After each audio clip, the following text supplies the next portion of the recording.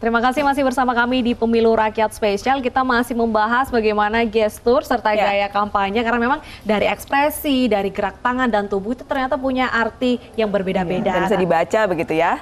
Masih ada Bu Monika di sini. Bu, mungkin kita bisa lanjut bahas ya. Mungkin bisa ditayangkan kembali video Pak Prabowo dan juga Sandiaga Uno. Begitu di belakang kita sudah terlihat video, dan ini memang yang kemarin saat debat sempat ramai karena Pak Prabowo tuh suka goyang-goyang, terus Pak Sandi itu memijat pundaknya. Ini menunjukkan keramahan, keakraban mereka atau menutupi rasa grogi nggak sih, Bu? Oke, yang kita lihat memang Pak Prabowo ini juga kan nggak mau kalau kayak diatur gitu ya. Artinya saya casual aja seperti apa adanya saya gitu ya.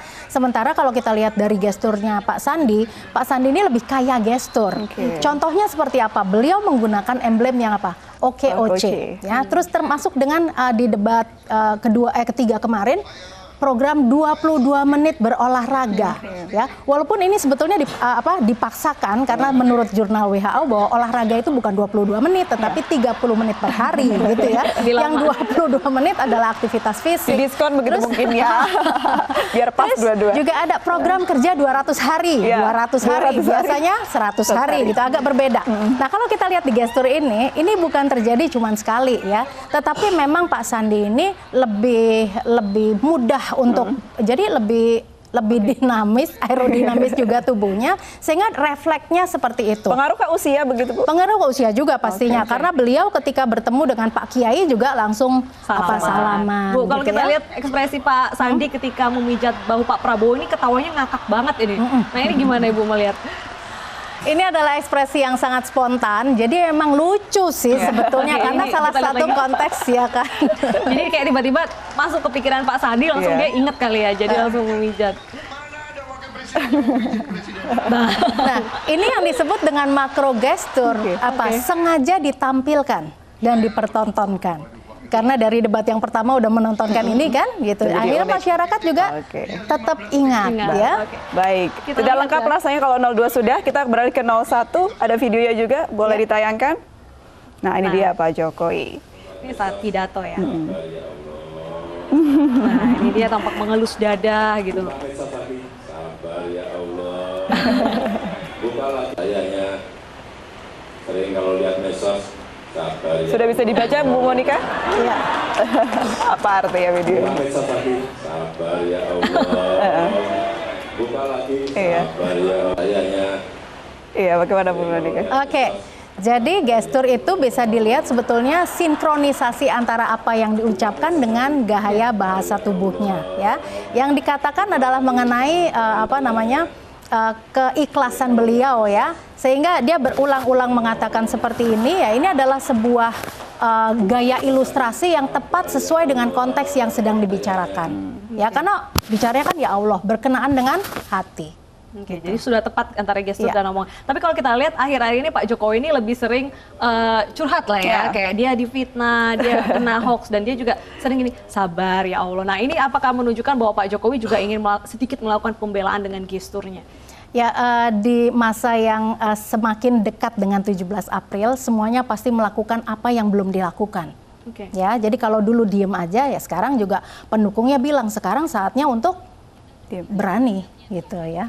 Baik. Oke, kita lihat video selanjutnya masih dari 01. Pak Jokowi. Ini beda, busananya berbeda. Busananya lebih casual, anak muda begitu Ibu. Dan emang sering sekali ya ditunjukkan oleh Joko Widodo ya saat-saat akhir-akhir ini untuk menampilkan lebih muda. Nah, tujuan apa? Sebetulnya bukan hanya ketika kampanye saja, tetapi dari dulu merchandise yang digunakan menjadi ikonik gitu ya. Mungkin kita dengar intonasinya. Tadi suaranya agak meninggi ya Bu ya. Saya diam. Dijelek-jelekin saya juga diam. Dicela, direndah-rendahkan saya juga diam. Dihujat, dihina-hina saya juga diam. Tetapi hari ini di Jogja saya sampaikan saya akan lawan. Ini ada suara yang bergetar, ada mimik muka yang jarang sekali kita lihat di Pak Jokowi. Kita Monika masih mencoba membaca gitu, karena kalau membaca ekspresi itu harus lebih dari 1 detik ini. Kalau dibandingkan dengan tadi yang baju putih Bu, yang sabar ya Allah, dibandingkan yang ini bagaimana?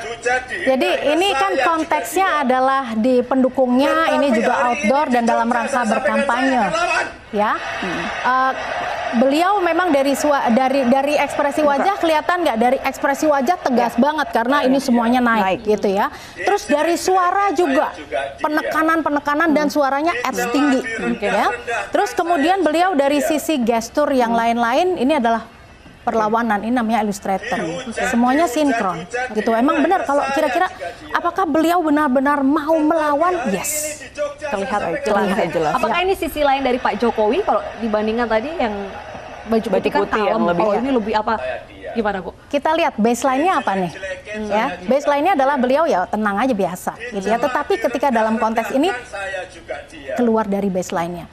Mungkin karena beliau memang sudah katanya kesabaran itu ada batasnya gitu ya. Jadi luapkannya dari kesempatan ini begitu ya Bu ya. Tapi kalau faktor eksternal seperti keriuhan ini kita lihat masa pendukungnya banyak banget, lalu juga sorakan dari pendukung apa itu juga berpotensi dan berpengaruh. Karena kondisi baju seperti ini juga akan mempengaruhi seseorang untuk berani loh. Ya, ini lebih casual. Baju juga ya Ibu, baju juga akan pengaruh, ya kan? Coba perhatikan, ya. Ketika tadi pakai baju putih, ya, pakai kopiah ya, sesuai dong. Lebih bikinnya adem, ya. Sekarang lebih, jadinya anak muda banget, jiwanya membara begitu ya Bu ya.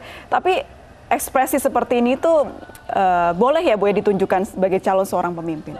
Tidak ada yang tidak boleh ya. Bahkan pada saat kampanye dulu. Presiden Amerika sebelum Trump, Barack Obama menunjukkan gaya bahasa subconscious yang don't vote me, ya seperti ini, jangan pilih saya tapi bahasanya ke sini. Diartikan nggak kira-kira? Disengaja nggak? Disengaja, ya karena lebih peka yang mana antara visual dengan kata-kata. Baik, kalau kita menyinggung tadi soal baju berwarna putih begitu ya. Ini nanti pada 17 April nanti data ya baik dari kubu Prabowo dan juga GP Ansornya yang mendukung Pak Kiai Haji Maruf Amin memutuskan untuk memakai baju warna putih Ibu. Nah ini nanti bagaimana Ibu menunjukkannya simbol apa begitu? Putih bisa diartikan juga ketulusan hati, ya kan ini kita berhipotesis kan nggak tahu apa yang ada dalam pikiran mereka ya. Ya putih bisa berarti juga bahwa ini kalau yang dukung kami maka pakailah warna putih gitu ya. Tapi ini kedua sisi loh Ibu, sama-sama warna putih. Kedua sisi sama-sama putih ya, sebetulnya kita lihat positifnya aja supaya dua-duanya sama gitu ya, jadi nggak ada pertentangan. Kalau kita bicara soal gaya kampanye, kita lihat baik dari kubu 01 dan juga kubu 02 ini ada sisi ingin menunjukkan sisi gaya milenial, tapi juga ingin menunjukkan sisi gaya ya ulama, sopan. Nah, apa ini juga menjadi tren, karena kalau kita lihat dari 01 yang milenial kayaknya Pak Jokowi, kalau 02 Pak Sandi, gitu gimana Bu? Ya mereka karena berupaya untuk menjangkau semua pemilih, jadi semua channel, semua cara digunakan. Gitu. Tadi kalau ada 5 channel itu apa aja sih Bu sebenarnya? Facial expression. Yang kedua adalah body language, seperti tadi ya. Yang ketiga adalah dari voice, tekanan suara dan sebagainya. Yang keempat dari verbal style, gaya verbal yang digunakan. Apakah lebih sering menggunakan kami atau kita, ya kan? Terus ataukah juga lebih banyak menggunakan kata di bawah kekuasaan saya.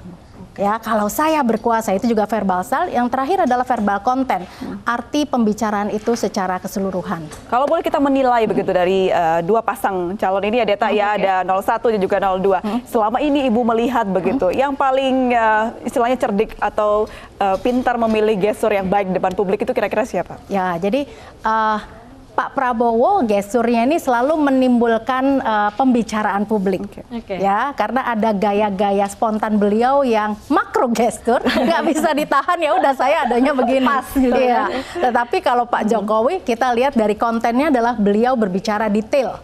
Ya dari konten verbal konten yang digunakan. Jadi kalau bisa disimpulkan berarti konten verbal itu juga bisa mempengaruhi. Ya. Dan apakah untuk penggunaan verbal konten dari kubu Jokowi dan juga Pak Prabowo sudah bisa diterima semua kalangan? Kan tidak bisa kalangan menengah ke atas saja, tapi dari bawah ke atas juga bisa menyerap itu. Lagi-lagi tergantung. Kalau kita lihat dari visi dan misi yang disampaikan, Pak Jokowi lebih banyak mengatakan mengenai optimisme, sementara Pak Prabowo lebih ada ketakutan tertentu. Jadi kadang-kadang juga manusia tidak bisa termotivasi dengan hal yang positif terus. Kadang-kadang dengan yang negatif gitu. Jadi kalau dibilang yang mana, setiap orang punya preferensi yang berbeda-beda. Penerimaannya berbeda-beda ya. Pasti Ibu menunggu ya nanti malam bagaimana gesturnya kedua calon presiden ini. Ada kejutan apa lagi? Hal lucu apa lagi? Baik pemirsa, terima kasih Ibu Monika sudah hadir bersama kami. Dan kami akan kembali pemirsa usai jeda, tapi kali ini kita juga sudah kedatangan tamu istimewa. Ada Susaning Tias Kertopati, Ketua DPP Perindo Hankam, dan sudah hadir juga Dr. Gamal Abin Said selaku juru bicara TKN. Jangan kemana-mana pemirsa, tetaplah di Pemilu Rakyat Spesial.